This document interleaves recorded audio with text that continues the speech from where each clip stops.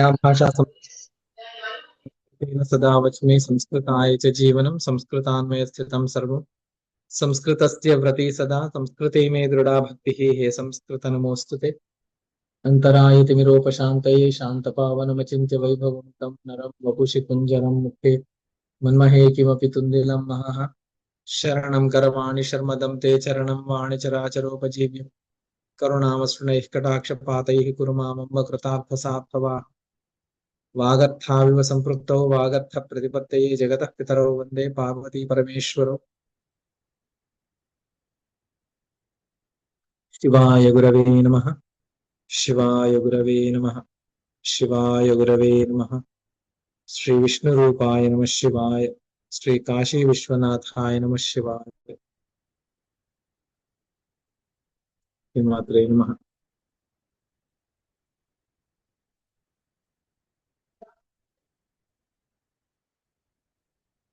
ఇప్పుడు ఎన్నో సరిగా చూస్తున్నామండి మనం ద్వితీయ సరిగా చూడాలి గురుగారు. తృతీయ సరి మూడవ సరిగా రెండవది గురుగారు. రెండవ చూసినట్టున్నామండి చూడలేదా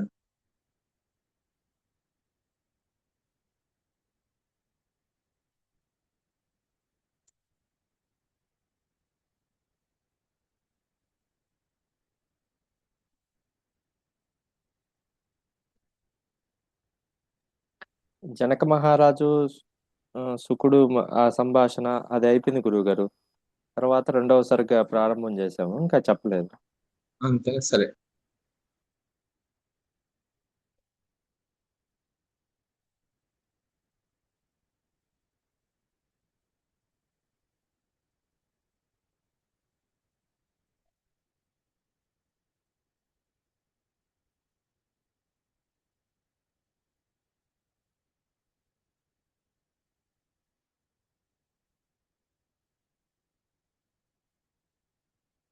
ఒక నిమిషం అండి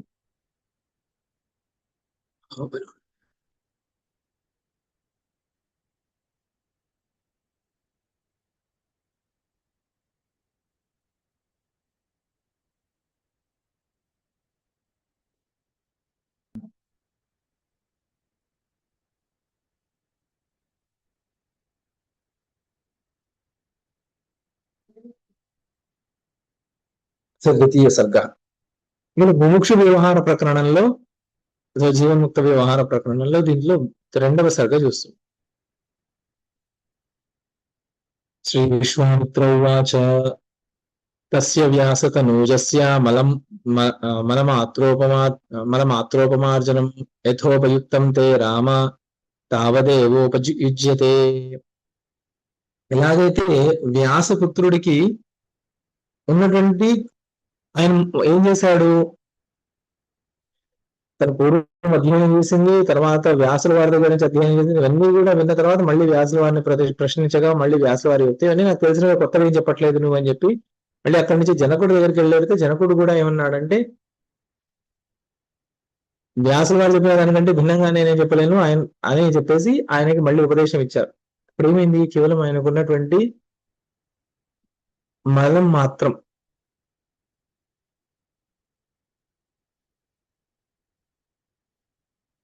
అది మాత్రమే అపకర్షణ అయింది. ఆల్రెడీ దర్పణం ఇవన్నీ సరిగ్గా ఉన్నాయి, అద్దము కేవలం దాన్ని అద్దం క్లీన్ చేశారంటే అలాగే నీకు కూడా అంతే కావాలి రామా అని ఏతేన విజ్ఞాతం అశేషేణ మునీశ్వరా.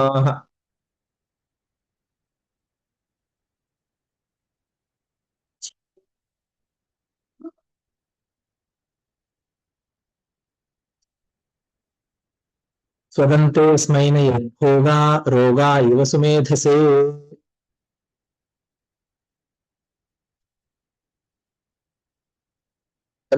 అక్కడ మునిశ్రేష్ఠులని మునులందరినీ చూసి మునీశ్వరాహ మునీశ్వరులారా వినండి, జ్ఞేయం ఏతైన విజ్ఞాతం అశేషేణ స్వందంతే అస్మై న యద్భోగా రోగా ఇవ సుమేధసే.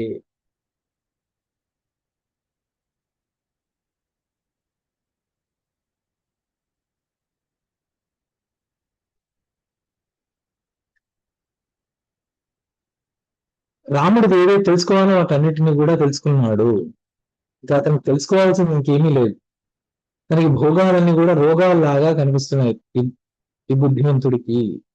భోగా సుమేధసే, చాలా మంచి బుద్ధి, గొప్ప బుద్ధి గొప్ప బుద్ధి కలిగినటువంటి రాముడికి ఈ భోగాలన్నీ కూడా రోగాల్లాగా కనిపిస్తున్నాయి. జ్ఞాతజ్ఞేయస్య మనసు నూనమేతద్ధి లక్షణం న స్వదంతే సమగ్రాణి భోగ వృందాని యత్ పునః భోగభావన యాయాతి బంధో దార్ఢ్యం అవస్తుజః తయోపశాంతయాయాతి బంధో జగతి తానవం. జ్ఞాతజ్ఞేయస్య మనసః నూతనం ఏతద్ధి లక్షణం న స్వందతే సమగ్రాణి భోగ బృందాని యత్ పునః. ఇప్పుడు భోగముల పట్ల అరుచియే తత్వజ్ఞుడి యొక్క ఒక గొప్ప లక్షణం. సంసార బంధం భోగభావనయాయాతి బంధో దార్ఢ్యం అవస్తుజః తై ఉపశాంతయాయాతి బంధో జగతి తావనం. ఇప్పుడు న స్వందతే సమగ్రాణి భోగ బృందాని యత్ పునః. ఇవన్నీ సంసార బంధం అనేటువంటిది నిజం కాకపోయినను కూడా భోగాల పట్ల ఎక్కువగా, భోగాల గురించి ఎక్కువగా ఆలోచించడం వల్ల ఇది నిజమేమో అనేటువంటి భ్రాంతి దృఢమవుతుంది. ఒకవేళ భోగాలు నిజమేమో అనేటువంటి భ్రాంతి తొలగిపోతే సంసార బంధం కూడా తొలగిపోతుంది. ఇది ఈ విషయాన్ని రాముడు బాగా తెలుసుకున్నాడు.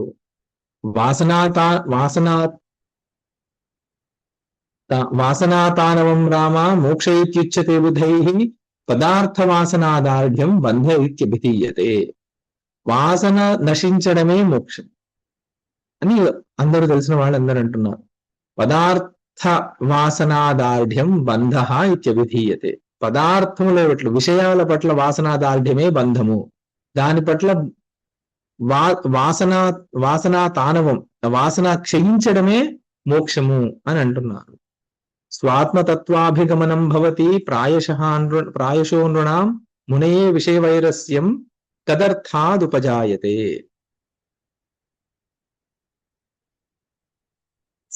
స్వాత్మతత్వాభిగమనం భవతి ప్రాయశః నృణాం మునయే విషయవైరస్యం కదర్థాదుపజాయతే.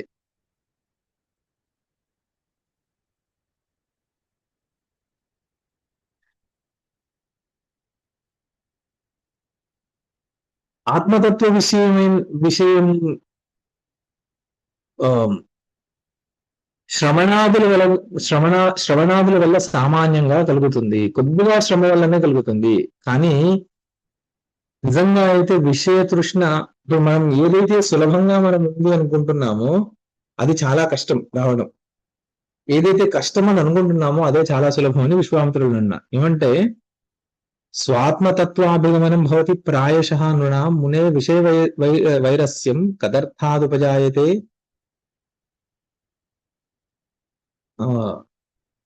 ఆత్మతత్వ అవగాహన అనేటువంటిది కొద్దిపాటి శ్రవణాదులు చేయగానే తెలిసిపోతుంది. కానీ విషయ వైరస్యం ఉంది కదా, విషయాల పట్ల వైరాగ్యము, అది ఎంత కష్టం అది కలగడం. ఇదా అంటే ఆత్మ అంటే ఇదండి, ఆ ఆకుల వ్యాప్తం అనేటువంటి ధాతువు నుంచి ఆత్మ వచ్చింది, సర్వవ్యాపక చైతన్యమే ఆత్మ. ఇవన్నీ మనం ఎంతైనా చెప్పచ్చు, ఎందుకంటే విన్నాం కాబట్టి. కానీ నిజంగా తత్వం అవగాహన అవ్వడానికి ఏం కావాలి? విషయ వైరాగ్యం కావాలి. కానీ విషయ వైరాగ్యం ఎలా కలుగుతుంది అంటే ఎంతో శ్రమ కూరిస్తే గాని కలగదు. సమ్యక్ పశ్యతి యస్తజ్ఞో జ్ఞాతజ్ఞేయస్య పండితః సస్వందతే బలాదేవ తస్మై భోగా మహాత్మనే.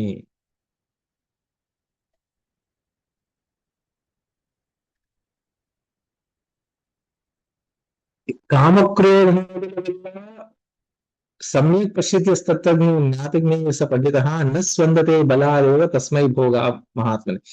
భోగాదుల వల్ల, కామక్రోధాదుల వల్ల ఎవరి జ్ఞానమైతే చలించకుండా ఉంటుందో అతన్నే తత్వజ్ఞుడు అని అంటారు. కామక్రోధ పుస్తకాలు పెట్టేసుకొని బాగా చదువుతున్నాం, కానీ కామక్రోధాదులు ఎందు మనసు విచలితమైపోతూ ఉంటే కామక్రోధాదుల వల్ల ఇవన్నీ కూడా నిజం అని అనుకొని వాటి యందు భ్రాంతితో కలుగుతూ ఉంటే అప్పుడు ఆ అతన్ని పండితుడు అని అనలేము. ఎవరైతే సమ్యక్ పశ్యతి యః తత్వజ్ఞః జ్ఞాతజ్ఞేయః స పండిత. జ్ఞా జ్ఞాతజ్ఞేయముని అంటే ఆత్మతత్వాన్ని సమ్యక్ పశ్యతి.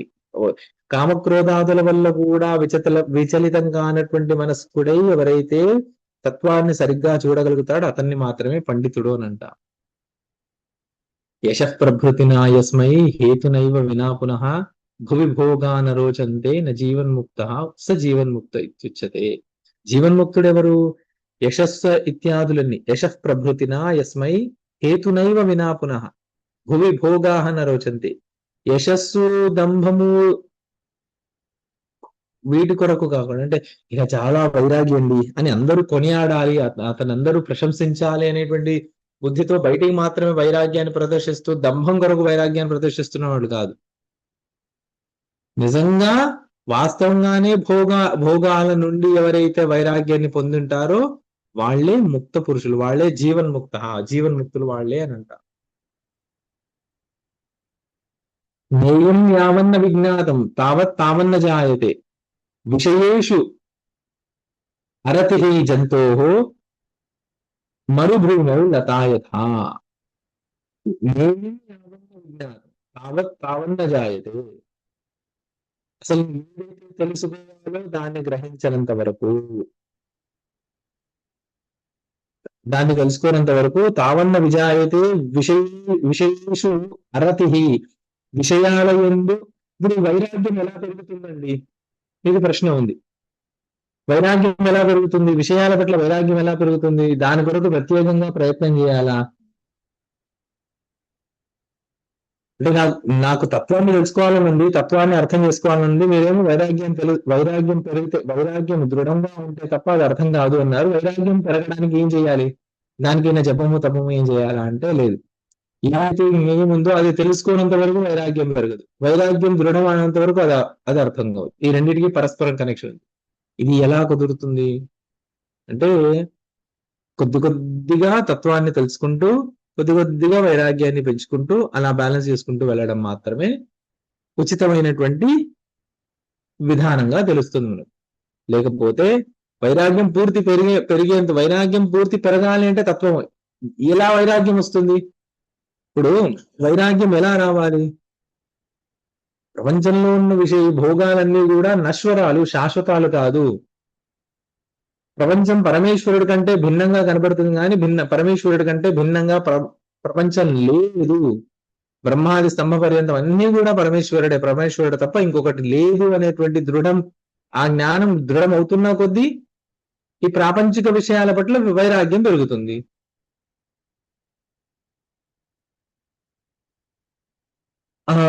ప్రాపంచిక విషయాల పట్ల వైరాగ్యం దృఢపడితేనే పరమేశ్వరుడు తప్ప ఇంకొకటి ఏది సత్యం లేదు అని అర్థమవుతుంది. అంటే ఈ రెండు సైమల్టేనియస్ గా యువతే రెండు రావాలి. అది చేశాక ఇది చేస్తాను, ఇది చేశా 60 ఏళ్ళకి నేను వైరాగ్యం తీసుకుంటానండి, అంతవరకు నేను ఎలాగే ఉంటాను. అలా లేదు. కౌమారే ఆచరేత్ ప్రాజ్ఞ.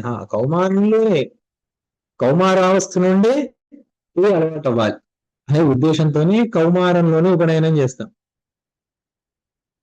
ఎందుకంటే పిల్లవాడు వాడిని సందేహం చేసుకొని వాడు ఇప్పుడు ఎవరిని ఉద్ధరించాలి? పెళ్ళప్పుడు చేసుకుంటాడు లేండి. పెళ్ళి ఎప్పుడో 30 ఏళ్ళకి అవుతుంది. అప్పుడు ఉపనయనం చేస్తే వాడికి సంధ్యావందనం అంటే తెలియదు. సంధ్యావందనానికి సమయం కేటాయించాలి, ఎలా కేటాయించాలి, టైం మేనేజ్మెంట్ అసలు తెలియదు. ఎలా 1000 మందిలో 10,000లో ఒక్కరు మాత్రం అకాలంలో సంధ్యావందనమైనా కూడా అకాలంలో ఉపనయనమైనా కూడా సకాలంలో సంధ్యావందనం చేసే వాళ్ళు దొరుకుతారు. ఇంకా మిగతా వాళ్ళందరూ వాళ్ళ జీవితాలు వృథా. ఎన్నో జన్మల పుణ్యం ఉంటే మనుష్య జన్మ వచ్చింది. దాంట్లో కూడా సంధ్యావందనాది ఇత్యాదులన్నీ చేయవలసినటువంటి యోగ్యత ఉన్నటువంటి జన్మ వచ్చింది. ఎన్నో జన్మల కులం. తల్లిదండ్రులు దాన్ని ఏం చేస్తున్నారు అంటే ఎందుకు లేండి అని చెప్పేసి మళ్ళీ ఇంకో 1000 జన్మలో, 1,00,000 జన్మలో, 1,00,000 జన్మలో పెంచేస్తున్నారు అంతే. దానివల్ల నష్టం ఎవరికి ఏమీ లేదు. అలాగే అంటే అది పెరిగితేనే ఇప్పుడు అందుకోసమని చిన్న వయసులోనే వైరాగ్యం అనేటువంటిది కొద్దిగా ఉంది, అది అలవాటు పడాలి అనేటువంటి ఉద్దేశంతోనే ఏం చేస్తున్నాము అంటే దేని గురించి ఆలోచించాలి, దేని గురించి మనం చూడాలి, దేన్ని చర్చించాలి, దేన్ని ఎప్పుడు మనము ఉండాలి అనేటువంటి విషయాన్ని తెలియాలని ఉపనయనం చేస్తున్నాం. ఇక్కడ కూడా అదే అంటున్నారు. అంటే సమ్యజ్ఞానం పెరిగితే వైరాగ్యం పెరుగుతుంది, వైరాగ్యం దృఢమవుతేనే సమ్యజ్ఞానం అర్థమవుతుంది.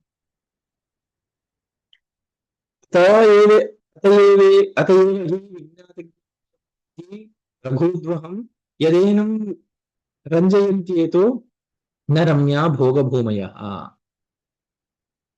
రమణీయ కాంతలు ఎవరైతే ఉన్నారో అంతఃపుర కాంతలు వారెవరూ కూడా రాముణ్ణి ఆకర్షింపలేకుండా ఉన్నారంట.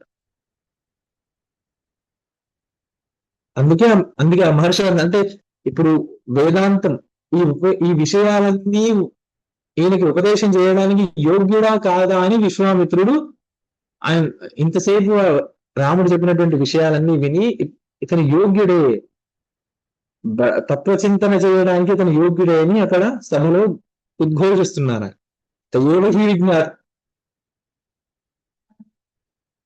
తతయోగ అందుకోసమనే ఇతన్ని విజ్ఞాతజ్ఞుడు అని అనుకోవాలి. అయం విద్ధి రఘుద్వహం, ఈ రఘువంశంలో పుట్టినటువంటి రాముణ్ణి ఇతన్ని విజ్ఞాతజ్ఞుడనే అనుకోవాలి. ఇతన్ని ఏ భోగాలు కూడా ఆకర్షింపలేకుండా ఉన్నాయి. రామో యదంతర్జానాతి తద్వస్తిత్యేన సన్ముఖాత్ ఆకర్ణ్య చిత్త విశ్రాంతిం ఆప్నోత్యేవ మునీశ్వర.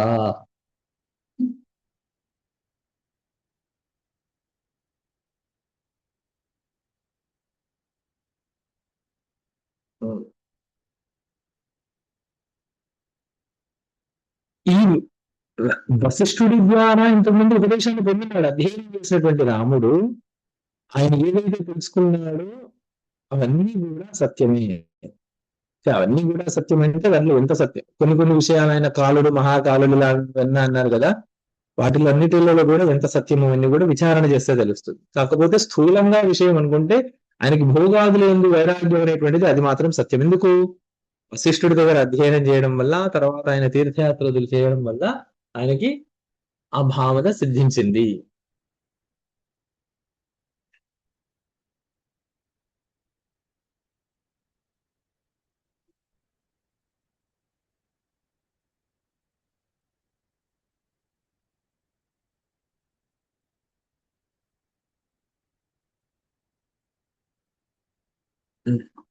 కేవలం భావ విశ్రాంతి సమపేక్షతే రామబుద్ధి శరలక్ష్మీ ఖలు విశ్రమణం యథా.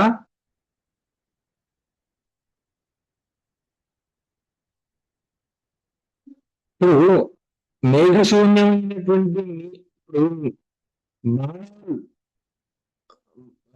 బాణాన్ని ప్రయోగించాలి అంటే ఎలాంటి ఆకాశాన్ని కోరుకుంటారంటే మేఘాలయమైనటువంటి ఆకాశాన్ని, నీల నిర్మల ఆకాశాన్ని శరల్లక్ష్మి కోరుకుంటుంది. అథవా శరద్ లక్ష్మి శరత్కాలం ఎలాగైతే కోరుకుంటుందో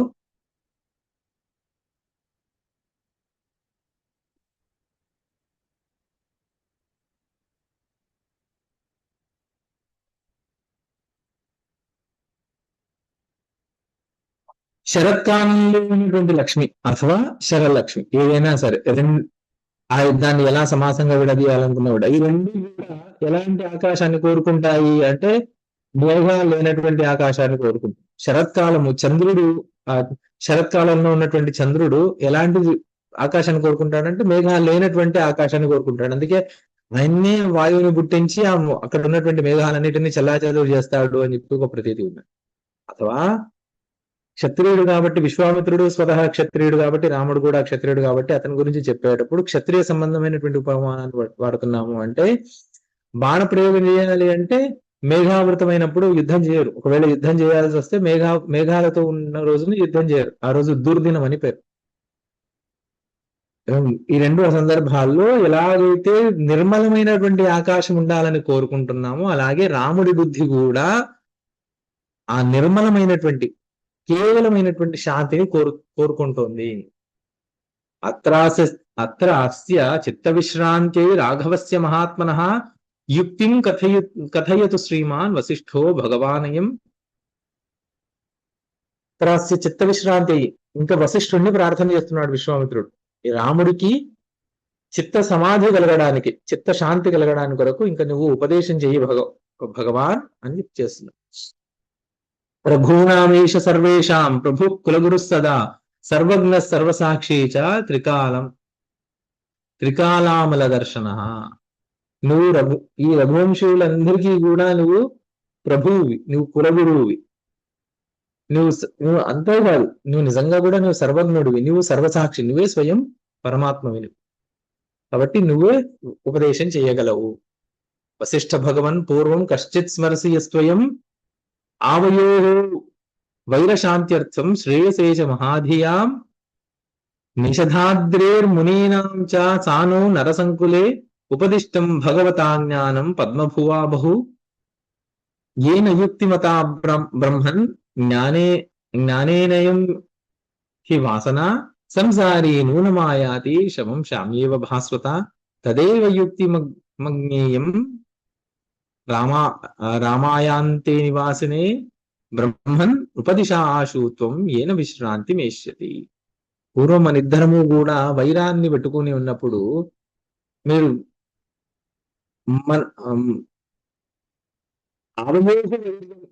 వైరశాంత్యర్థం శ్రేయసేచ మహాధియ, మన ఇద్దరి యొక్క వైరాన్ని శమింపజేయడానికి కొరకు బ్రహ్మగారు స్వయం ఆయన ఏవైతే ఉపదేశాన్ని చేశాడో నిషధాద్రి పైన నుండి, ఆ నిషధాద్రి మునీనాంచ సానో నరసంకులే, వారి ఆ నిషధాద్రి పైన తపస్సు చేసుకున్నటువంటి మహాత్ములు వాళ్ళందరి సమక్షంలో బ్రహ్మగారు ఏదైతే ఉపదేశం చేశారో అది గుర్తుందా మీకు? అది ఆ ఇక్కడ చెప్పబడినటువంటి ఆ యుక్తి ఏవైతే యుక్తిమతా బ్రహ్మన్ ఏన యుక్తిమతా బ్రహ్మన్ జ్ఞానేన అయం హి వాసన సంసారి, ఆ జ్ఞానం వల్ల మాత్రమే, ఆ ఉపదేశం వల్ల మాత్రమే సంసారాన్ని పోగొట్టుకోగలడు. శమం తదేవ యుక్తిం అజ్ఞేయం, ఆ యుక్తినే ఇప్పుడు నువ్వు రాముడికి చెప్పాలి, అదే ఉపదేశించు. ఇంకా ఏది చెప్పినా కూడా రాముడికి శాంతి కలగదు. ఎందుకంటే రాముడు ప్రతిజ్ఞ చేస్తున్నాడు, నాకు మీరు చెప్పేదాని వల్ల శాంతి కలగకపోయినను, అథవా నాకు శాంతి కలగడానికి ఉపాయం లేదని మీరు చెప్పినను, నేను ఇలాగే ఉండిపోతాను, నేను ఆహారాదులన్నీ మానేసి నేను ఎప్పుడు శరీరం పడిపోతున్నా ఎదురు చూస్తూ ఉంటానని అన్నాడు కదా. అందుకోసమని అదొక్కటే శ్రేష్టమైనటువంటి జ్ఞానం. బ్రహ్మగారి ద్వారా ఏదైతే ఉపదేశాన్ని మనం పొందామో అదే శ్రేష్ఠ జ్ఞానం, దాన్నే మీరు ఉపదేశించండి అని విశ్వామిత్రుడు ప్రార్థన చేస్తున్నాడు. తదర్థనాచ నైవేశ రామోహి గతకల్మష నిర్మలే ముకురే వక్త్రం అయత్నేనైవ బింబతి.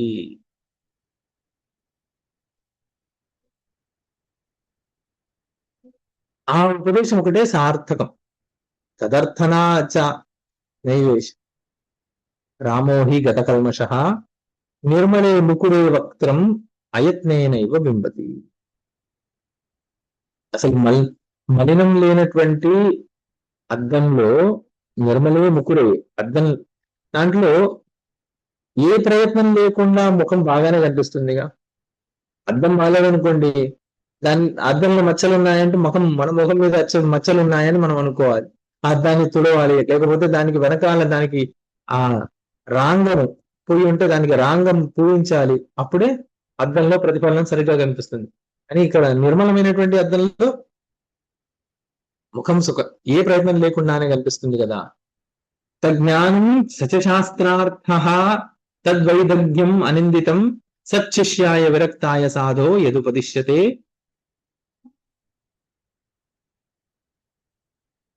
వైరాగ్యవంతుడైనటువంటి సచ్చిష్యుడికి ఉపదేశించబడినటువంటి శాస్త్ర జ్ఞానమే సార్థం.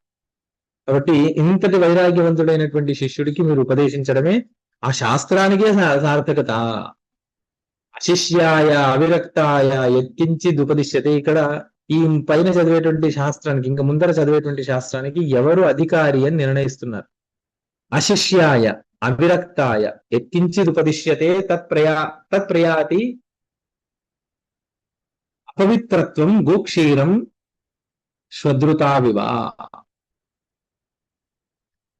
శిష్యుడు కానటువంటి వాడికి, వైరాగ్యం లేనటువంటి వాడికి ఏ కొంచెం ఉపదేశం చేసినా అది అపవిత్రత్వాన్ని పొందుతుంది. ఎలా అంటే కుక్క పేర్లు గోక్షీరం వేసినట్టుగా అయిపోతుంది. వీతరాగ భయక్రోధ నిర్మాణ గలితైన సహా వదంతి తాదృశా యత్ర తత్ర విశ్రామ్యతీహ ధీః. వీతరాగ భయక్రోధా, రాగము, భయము, క్రోధము వీటన్నిటిని వదిలిపెట్టినటువంటి నిర్మనాహ, నిర్మల స్వభావులైనటువంటి గలిత ఏన సహా వదంతి తాదృశాహ యత్ర తత్ర మీలాంటి వాళ్ళు ఏ ఉపదేశం చేసినా దానివల్ల శాంతి ఖచ్చితంగా లభిస్తుంది, బుద్ధి విశ్రమిస్తుంది, ఇంకా అటు ఇటు వెళ్ళదు. ఇత్యుక్తే గాధిపుత్రేణ వ్యాస నారద పూర్వకాహ మునయస్తే తమేవార్థం సాధు సాధ్వితి అపూజయన్. విశ్వామిత్రుడు ఇలా చెప్పగానే, గాధిపుత్రుడైనటువంటి విశ్వామిత్రుడి ద్వారా ఇలా చెప్పగానే వ్యాసనారదులందరూ కూడా, అక్కడ ఉన్నటువంటి ఋషులందరూ కూడా దాన్ని ఆమోదించి సాధు సాధు అని అందరూ ఇదే అన్నారు. కాబట్టి వశిష్ఠుల వారు మీరే ఉపదేశించాలి, మీరే రాముడి ప్రశ్నలన్నిటికీ కూడా సమాధానం చెప్పాలి అని మునీశ్వరులందరూ ప్రార్థన చేస్తున్నారు. అథోవాచ మహాతేజ రాజ్ఞః పార్శ్వే వ్యవస్థితః బ్రహ్మేవ బ్రహ్మణః పుత్రో వసిష్ఠో భగవాన్ మునిః.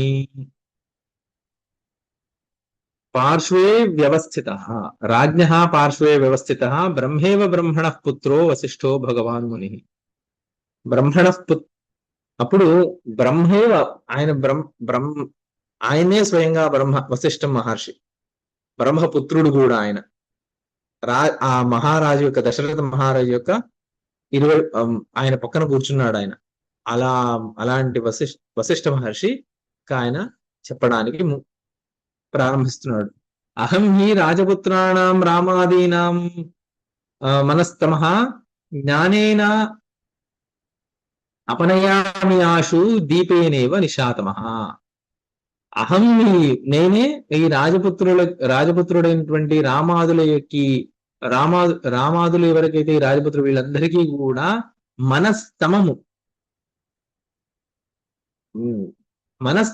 మనస్సులో ఆవరించినటువంటి తమస్సుని జ్ఞానేన అపయాస్యామి, జ్ఞానంతో అపయాస్యామి, నేను దాన్ని పోగొట్టేస్తాను. దీపేనేవ నిశాతమః, చీకటి ఎలాగైతే దీపంతో పోగొట్టబడుతుందో అలా నేను పోగొడతాను. స్మరామి అఖండితం సర్వం సంసార భ్రమశాంతయే నిషధాద్రో పురాపురోక్తం యజ్ఞానం పద్మజన్మన.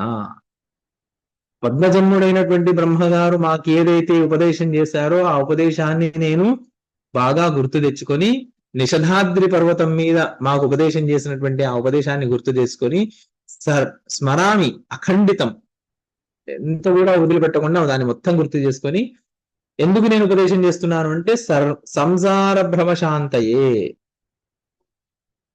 అని చెప్పి ఆయన ప్రతిజ్ఞ చేశారు. వాల్మీకి మహర్షి ఇంకా ఇది నిగతిత వాసనో మహాత్మా పరికరబంధ గృహీత వక్రతేజ అకథయత్ ఇదం అజ్ఞతోపశాంత్యై పరమపదైక విబోధనం వసిష్ఠః. ఇది నిగదితమాససౌ మహాత్మా, నిగదితవాన్ అసౌ, క్షమించాలి, ఇది నిగదితవాన్ అసౌ మహాత్మా.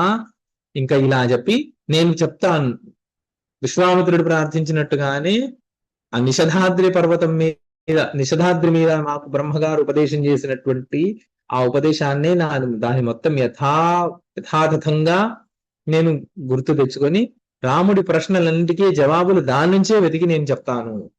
అంటే ఇది పరంపరగా చెప్తున్నాము అని చెప్పి బాగా అర్థం చేసుకోవాలి. వేదాంతం ఎప్పుడు కూడా పరంపరగా చెప్పాలి, అంతేగాని నేనేదో కొత్తది ఒక వేదాంతం తయారు చేశాను, ఇంకా నా గురువులు ఎవరు లేరు, నేనే ప్రథమ గురువుని అని చెప్పుకుంటే, ఎవరైనా అలా చెప్తే అప్పుడు అలాంటి వాళ్ళ ముఖం నుండి వేదాంతం వినకూడదు అనేది ఇక్కడ చెప్పకనే చెప్తున్నటువంటి విషయం. వశిష్ఠులందరి వాడు కూడా నాకు బ్రహ్మగారు ఏది ఉపదేశం చేశారో అదే నేను చెప్తున్నా అన్న. బ్రహ్మ ఏం చెప్పాడు, నాకు శ్రీ మహావిష్ణువు ఏది ఉపదేశం చేశారో అది ఉపదేశం చేస్తున్నా అన్న. ఎక్కడైనా పరంపర శ్రీ మహావిష్ణువు నుంచో విష్ణువుడి నుంచి ఎక్కడో నుంచి పరంపర ప్రారంభం అవ్వాలి, కానీ మాకు పరంపర లేదండి, నేనే మొదటి గురువుని, ఇక నా నుంచి వచ్చిందే పరమ సత్యము అని ఎవరైనా చెప్పారు అంటే అలాంటి వాళ్ళని గ్రక్కున విడవంగవలే కదరా స్మతి. తృతీయ సర్గ. వసిష్ఠోవాచ పూర్వముక్తం భగవతా యజ్ఞానం పద్మజన్మనా సర్గాదౌ లోక శాంత్యర్థం తదిదం కథయామ్యహం. ఇప్పుడు వశిష్ఠుల వారు అన్నారు, మాకు పూర్వం ఏదైతే బ్రహ్మగారు చెప్పారో దాన్ని నేను ఇప్పుడు చెప్పబోతున్నాను అనగానే అప్పుడు రాముడు అన్నాడు, కథయిష్యసి విస్తీర్ణం భగవాన్ మోక్ష సంహితాం ఏమం తావత్ క్షణం జాతం సంశయం మే నివారయ. ఇప్పుడు వశిష్ఠుడు చెప్పేదానికి కూడా దీనికి మోక్ష సంహిత అని పేరు. ఆ మోక్ష సంహిత అని పేరు ఎవరు పెట్టారు అంటే రాముడే పెట్టాడు. మీరు ఇప్పుడు చెప్పబోతున్నది దానికి మోక్ష సంహిత అని అంటున్నాను నేను. కాబట్టి మీరు నా సంశయాలన్నీ పోగొట్టే విధంగా దాన్ని ఉపదేశం చేయండి అని ప్రార్థించారు. పితా శుకస్య సర్వజ్ఞో గురుర్వ్యాసో మహామతి విదేహముక్తో న కథం కథం ముక్తస్తో సుతోస్య సహ. శుకుడి యొక్క మీరు అది ప్రారంభించడానికంటే ముందు ఇంకొక ప్రశ్న వేస్తున్నాను నేను. ఆ ప్రశ్నకు సమాధానం చెప్పి మీరు మళ్ళీ ముందుకెళ్ళండి. అసలు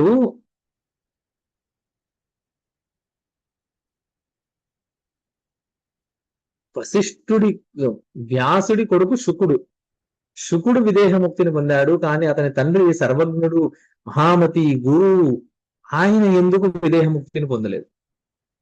శుకుడు ఎట్లా నిర్వాణ ముక్తిని పొందాడు?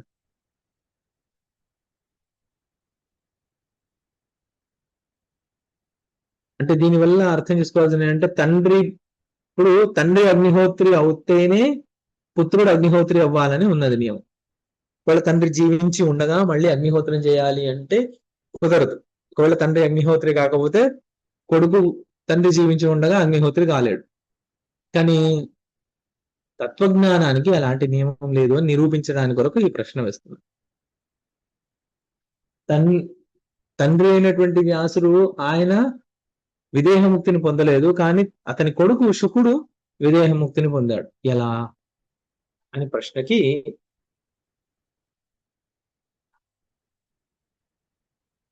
వ్యాసుల వారి సమక్షంలోనే వశిష్ఠుడు ఇలా చెప్తున్నారు.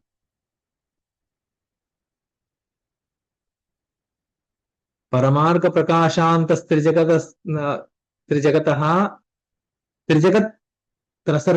త్రసరేణవ ఉత్పత్త్యోత్పత్తిలీనా ఏన సంఖ్యాముపయాంతితే వర్తమానాశ్చ యా సంతి త్రైలోక్య గణకోటయః శక్యంతే తాశ్చ సంఖ్యాతుం నైవ కాశ్చన కేనచిత్ భవిష్యంతి పరాంబోధౌ జగత్ సర్గతరంగకాః తాంశ్చైవ పరిసంఖ్యాతుం సా కథైవ న విద్యతే.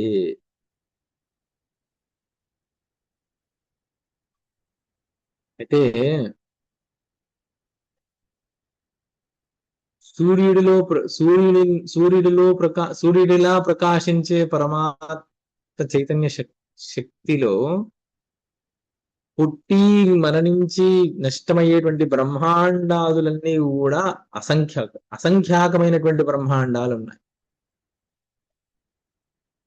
ప్రస్తుతం వర్తమానాశ్చయాసంతి త్రైలోక్య గణకోటయ, ప్రస్తుతంలో ఉన్నటువంటి త్రిభువన బ్రహ్మాండ సంఖ్యల్ని కూడా ఎవరు నిర్ణయించజాలు.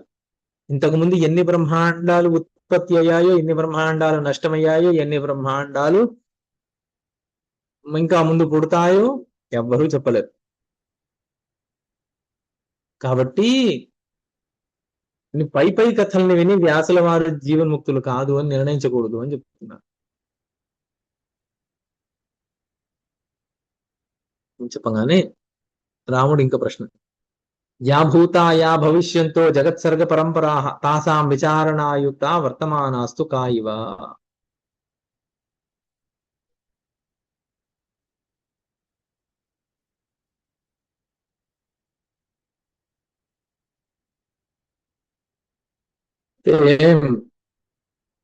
ఆ మాట చెప్పంగానే వశిష్ఠులు ఆ మాట చెప్పంగానే రాముడు ఆ మాట గ్రహించాను అని చెప్పడానికి, గడిచిపోయినటువంటి సృష్టిలన్నీ కూడా ప్రవాహాలన్నీ కూడా విచార విషయాలే. కానీ ప్రస్తుతం మనం వర్తమాన దృష్టి ఇప్పుడు, ఎందుకంటే గడించిపోయినటువంటి ఎన్ని బ్రహ్మాండాల్లో ఎన్ని కల్పాలు అయ్యాలో, ఆ కల్పాల్లో ఏమేమి అయ్యాయో అన్ని మనం విచారణ చేసి మనకు వచ్చేది ఏమీ లేదు. ప్రస్తుతం వర్తమానంలో ఈ వర్తమాన సృష్టిలో దీంట్లో ఇది మాత్రమే విచారతత్వం. దీ దీ ఇక్కడే నేను ఇప్పుడు దీని వల్లనే నేను బ్రహ్మతత్వాన్ని తెలుసుకోవాలనుకుంటున్నాను. కాబట్టి అంటే ఆ వశిష్ఠుడు ఏమన్నాడు అంటే, వ్యాసుల వారు ఎందుకు విదేహముక్తులు కాలేదు అంటే, వ్యాసుల వారు విదేహముక్తులు కాలేదు అని నీకేం తెలుసా అని చెప్పాడు. అంటే ప్రస్తుతం విచార విషయం గురించి మనం మాట్లాడుకుందాము. మీరే అన్నారు ఇంతకుముందు విశ్వామిత్రుడు కథ చెప్తున్నప్పుడు, వ్యాసుడు ఆయన విదేహముక్తుడు కాకపోయినా ఆయన కొడుకు పుత్రుడైనటువంటి శుక ఆయన విదేహముక్తుడు అయ్యాడు, నిర్వాణ ముక్తిని పొందాడు అని అన్నారు కాబట్టి నేను ప్రశ్నించానంతే. అని ఇప్పుడు ప్రస్తుతం మనము విచారణ ఏది చేయాలనుకుంటున్నామో దాన్ని మనం విచారణ చేద్దాము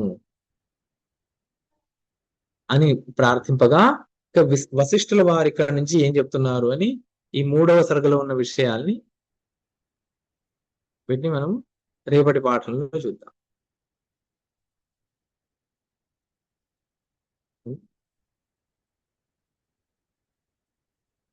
గురు బ్రహ్మ గురు విష్ణు గురుర్దేవో మహేశ్వరః గురుః సాక్షాత్ పరబ్రహ్మ తస్మై శ్రీ గురవే నమః.